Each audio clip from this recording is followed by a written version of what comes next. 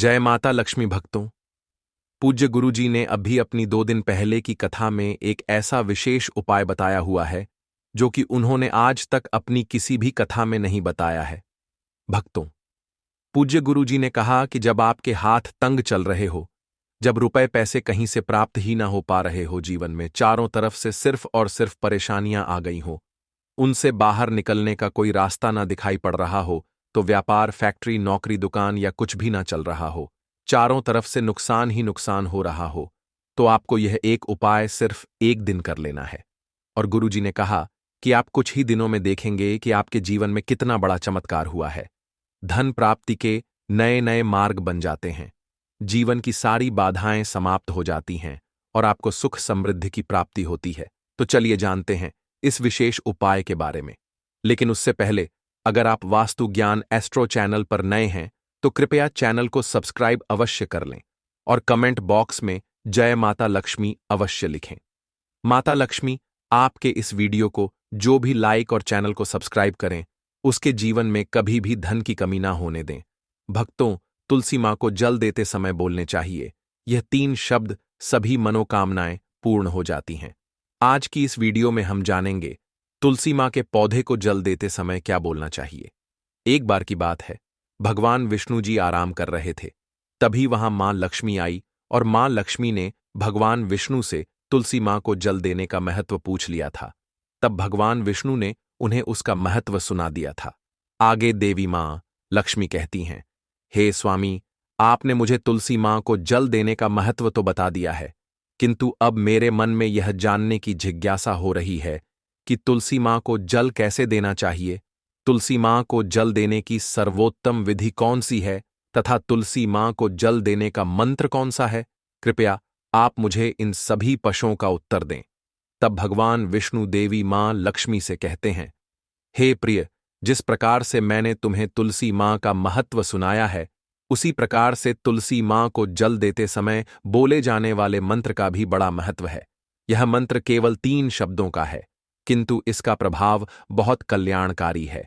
जो भी इंसान प्रतिदिन तुलसी मां को जल देते समय अपने मुख से केवल यह 3 शब्द बोल देता है, तो साक्षात मां लक्ष्मी उसके घर में प्रवेश करती है, उसकी दरिद्रता समाप्त हो जाती है, उसे धन धान्य की प्राप्ति होती है।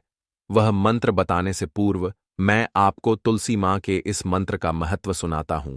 इस महत्व को सुन लेने मात्र से ही इंसान के समस्त पाप नष्ट हो जाते हैं, उसे 1000 वर्षों तक तुलसी मां को जल देने का पुण्य प्राप्त हो जाता है। इसीलिए देवी, लो, आप इस कथा को ध्यान से पूरा जरूर सुने। देवी मां लक्ष्मी कहती हैं, हे प्रभु, मैं इस कथा को पूरा अवश्य सुनूंगी, आप मुझे तुलसी मां के मंत्र का महात्मा सुनाइए। भगवान विष्णु कहते हैं, हे देवी लक्ष्मी, दक्षिण में एक अत्यंत शोभा यमा नगरी थी। उस नगरी में रमेश नाम का एक खोटी बुद्धि का ब्राह्मण रहता था। पापियों का तो वह शिरोमणि था। उसका जन्म एक ऐसे ब्राह्मण परिवार में हुआ था जो पाप कर्म करने वाले शास्त्र ज्ञान से शून्य थे। वह जन्म से तो ब्राह्मण था, किंतु कर्म से वह अत्यंत दुराचारी था।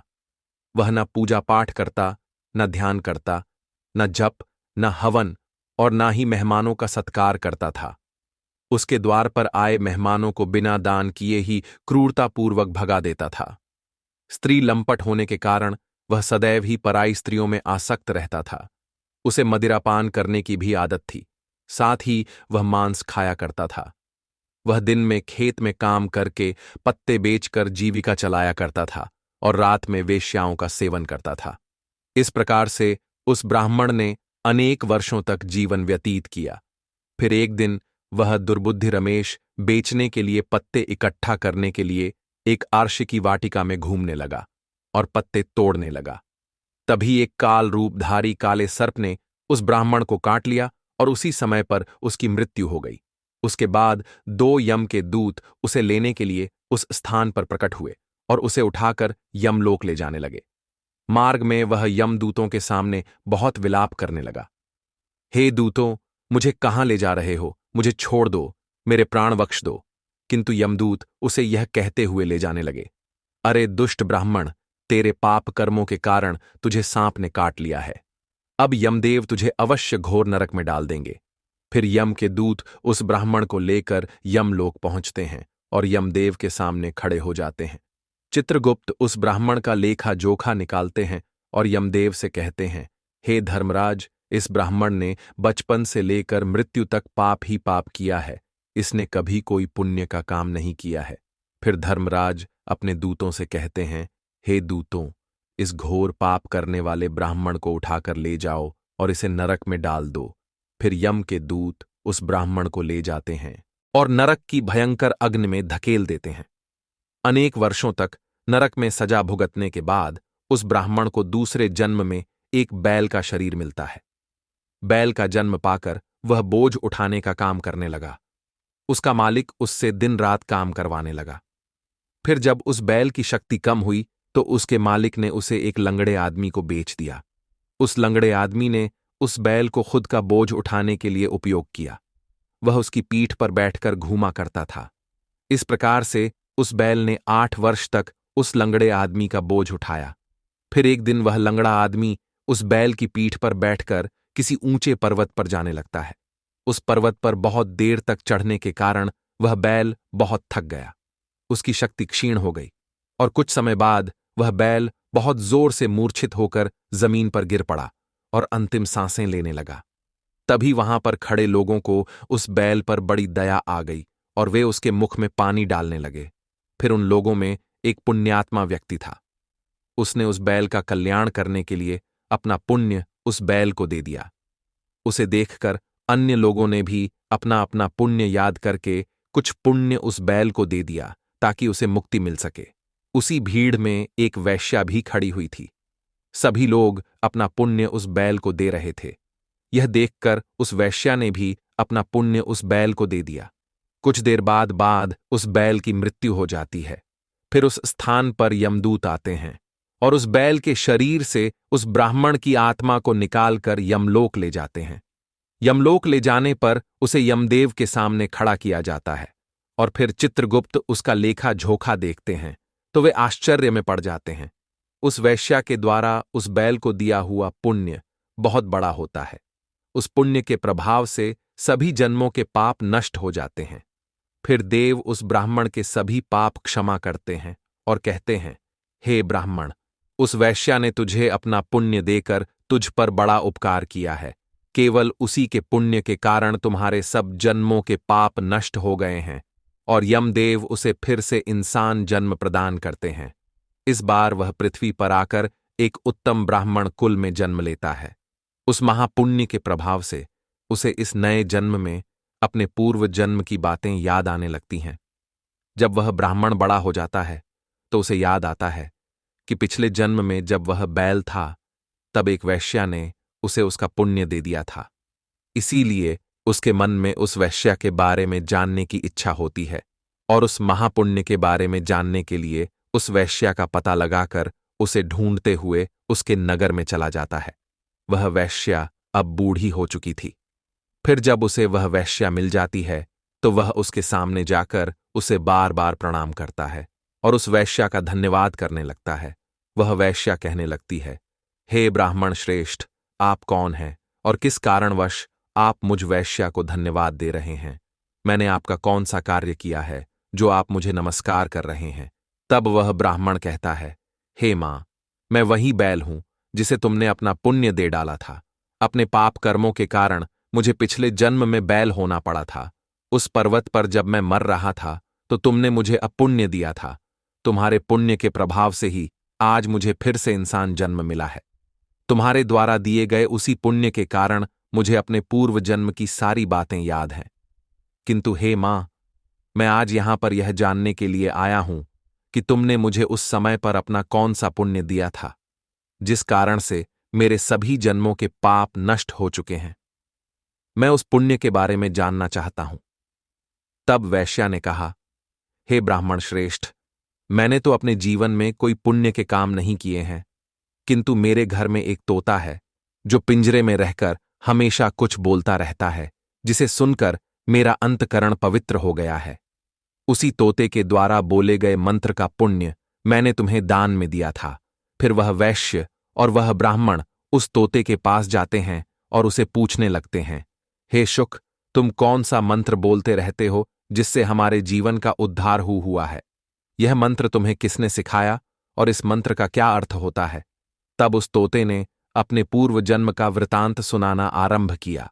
वह तोता कहने लगा, हे ब्राह्मण श्रेष्ठ, पिछले जन्म में मैं एक ब्राह्मण था। मैं अपने ज्ञान के अहंकार में अंधा हो चुका था। मैंने कभी गुरुजनों का आदर नहीं किया, सदैव ही उनका अपमान किया। मुझे अपने ज्ञान पर इतना अधिक घमंड हो गया था कि जिस कारण से मेरा क्रोध बहुत अधिक बढ़ गया और मैं सभी से द्वेष करने लगा, अन्य मनुष्यों को तुच्छ समझने लगा, विद्वानों का भरी सभा में अपमान करने लगा। फिर कालांतर में मेरी मृत्यु हो गई और मुझे यमलोक ले जाया गया। पूज्यजनों और गुरुजनों का अपमान करने के कारण मुझे तोते के कुल में डाल दिया गया और मेरा जन्म एक तोते के रूप में हो गया। मेरे पाप कर्मों के कारण छोटी अवस्था में ही मेरा अपने माता पिता से हो गया। फिर मैं पेड़ की डाल पर बैठकर रो रहा था, तो उसी स्थान से कुछ मुनि जा रहे थे। उन्होंने मेरी दयनीय पुकार सुनी और मुझे लेकर अपने आश्रम में चले गए। वहां उस आश्रम पर उन्होंने मुझे एक सुंदर पिंजरे में रखा और मेरा अच्छी तरह से ख्याल रखा।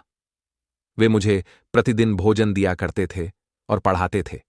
उस स्थान पर वे आर्षि मुनि, उनकी स्त्रियां और बालक सभी प्रतिदिन तुलसी मां के पौधे को जल देते थे और उसके सामने एक मंत्र का जाप करते थे। उन्हीं के मुख बार बार उस मंत्र को सुनकर मैंने उसे रट लिया और तभी से मैं उस मंत्र को जान गया हूं और वही मंत्र मैं दिन रात बोलता हूं। उस मंत्र के प्रभाव से मेरी कभी मृत्यु नहीं हुई और मेरी आयु 100 वर्ष की हो गई और मैं इतने वर्षों तक जीवित रहा। इसी बीच एक रात को एक चोर उस स्थान पर आ गया और उसने मुझे वहां से चुरा लिया और फिर इस वैश्या ने मुझे उस चोर से खरीद लिया। इस वैश्या के घर पर आने के बाद भी मैं उस मंत्र को बोलता रहता था, जिसे सुनकर इस वैश्या का मन भी पवित्र हो गया और नए वैश्या का काम छोड़कर भगवान विष्णु की भक्ति करने लगी। उसी मंत्र के प्रभाव से मेरे पूर्व जन्मों के सभी पाप नष्ट हो गए और उसी मंत्र के प्रभाव से इस वैश्या का भी अंतकरण पवित्र हो गया। हे ब्राह्मण देवता, उसी मंत्र के पुण्य से आप भी पाप मुक्त हो गए हैं। इस प्रकार से तोते ने उस ब्राह्मण को और उस वैश्या को सारा वृत्तांत सुना दिया, जिसे सुनकर वह ब्राह्मण और वैश्या दोनों ही अत्यंत प्रसन्न हुए और फिर वे दोनों ही प्रतिदिन तुलसी मां को जल देकर उस मंत्र का जाप करने लगे। फिर वहता वैश्या और वह ब्राह्मण तीनों उस मंत्र के प्रभाव से दिव्य विमानों में बैठकर विष्णु लोक को चले गए। भगवान विष्णु कहते हैं, हे देवी मां लक्ष्मी, देखा आपने केवल तुलसी मां के इस मंत्र के प्रभाव से उस तोते के, उस वैश्या के और उस ब्राह्मण के सभी पापा नष्ट हो गए हैं। इसीलिए प्रत्येक इंसान को रोज तुलसी मां को जल देते समय इस एक मंत्र का उच्चारण अवश्य करना चाहिए। हे देवी, वह मंत्र इस प्रकार है, इसे तुम ध्यान से सुनो। ओम वृंदावन स्वाहा, ओम वृंदावन स्वाहा। भगवान विष्णु कहते हैं कि जो भी स्त्री प्रतिदिन तुलसी मां के समक्ष इस मंत्र का उच्चारण करेगी वह सौभाग्यशाली बनेगी। जो भी पुरुष तुलसी मां के सामने इस मंत्र का उच्चारण करेगा उसे अक्षय धन की प्राप्ति होगी। जिस घर के सामने प्रतिदिन तुलसी मां की पूजा की जाएगी उस घर में साक्षात लक्ष्मी का वास होगा। तुलसी मां का यह मंत्र मंत्र राज कल्पतरु है। यह समस्त फलों को प्रदान करने वाला है। अतः जो भी तुलसी मां के सामने इस मंत्र का उच्चारण करेगा उसे संपूर्ण सिद्धियां प्राप्त होंगी। स्त्रियों को सदैव ही स्नान करके अपने बाल बांधकर मांग में दूर भरकर प्रतिदिन तुलसी मां को जल देना चाहिए और इस मंत्र का उच्चारण करना चाहिए। रोज तुलसी मां के पौधे की परिक्रमा करनी चाहिए, इससे सभी दोष नष्ट हो जाते हैं। प्रतिदिन शाम के समय तुलसी मां के पास दीपक जलाना चाहिए और तुलसी मां के पास बैठकर भगवान विष्णु की आराधना करनी चाहिए। तुलसी मां के पास दीपक जलाने से इंसान को धन धान्य की प्राप्ति होती है। हजारों अमृत के घड़ों से नहलाने पर भी श्री हरि को उतनी तृप्ति नहीं होती जितनी वे मनुष्यों के द्वारा तुलसी मां का एक पत्ता चढ़ाने से प्राप्त करते हैं। 1000 गाय के दान से मनुष्य जो फल प्राप्त करता है वही फल तुलसी मां पत्र के दान से पा लेता है। जो मृत्यु के समय अपने मुख में तुलसी मां पत्र का जल पा जाता है वह संपूर्ण पापों से मुक्त होकर भगवान विष्णु के धाम जाता है। भगवान विष्णु कहते हैं, पूर्णिमा, अमावस्या, द्वादशी और सूर्य संक्रांति के दिन, मध्याह्न काल, रात्रि और अशौच के समय तेल लगाकर बिना स्नान किए अथवा बिना हाथ पैर धोए रात्रि के वस्त्र पहनकर तुलसी मां के पत्र तोड़ता है, वह महापाप होता है। श्राद्ध, व्रत, दान, प्रतिष्ठा तथा देव पूजा के लिए तोड़े हुए तुलसी मां पत्रबांसी होने पर भी 3 रात्रि तक पवित्र ही रहते हैं। तुलसी मां का एक एक पत्ता ना तोड़कर पत्तियों के साथ अग्रभाग को तोड़ना चाहिए। तुलसी मां की ममरी सब फूलों से बढ़कर मानी जाती है। मंजरी तोड़ते समय उसमें पत्तियों का रहना भी आवश्यक माना गया है। पूज्य भाव से पौधे को हिलाए बिना तुलसी मां के अग्रभाग को तोड़ना चाहिए। इससे पूजा का फल लागुना बढ़ जाता है। तुलसी मां के पत्तों को कभी नाखून से नहीं तोड़ना चाहिए, इससे पाप लगता है। रात्रि में तुलसी मां के पौधे को स्पर्श न करें अथवा उसके पत्ते न तोड़ें, ऐसा करना अशुभ माना गया है। रात्रि में तुलसी मां का पौधा निद्रा अवस्था में होता है, ऐसे में पत्ते तोड़ने पर पाप ही लगता है। गुरुवार के दिन तुलसी मां के पौधे में थोड़ा सा कच्चा दूध अर्पित करें। दूध चढ़ाते समय ओम नमो भगवते वासुदेवाय नमः इस मंत्र का जाप अवश्य करना चाहिए। तुलसी मां के पौधे के पास शालिग्राम रखें और उस पर तिल चढ़ाए पूजा में तुलसी मां और शालिग्राम को दूध में भीगी हल्दी का तिलक अवश्य करें। शालिग्राम पर तुलसी मां पत्र रखकर चंदन लगाना चाहिए। अगर कोई महिला मासिक धर्म से है तो वह तुलसी मां की पूजा न करें। मासिक धर्म के दौरान तुलसी मां को स्पर्श करने से गौर पाप लगता है, इससे स्त्री की दुर्गति होती है। तो भक्तों, इस प्रकार से भगवान विष्णु ने देवी मां लक्ष्मी को तुलसी मां को जल देने के मंत्र का महत्व सुनाया है। यह कथा आपको कैसी लगी कमेंट करके अवश्य बताएं। अगर यह जानकारी अच्छी लगी तो वीडियो को लाइक जरूर करें। भक्तों, अगर आप मां लक्ष्मी को अपने घर लाना चाहते हैं तो कमेंट बॉक्स में लिखें जय मां लक्ष्मी। आपका हमारे घर में स्वागत है।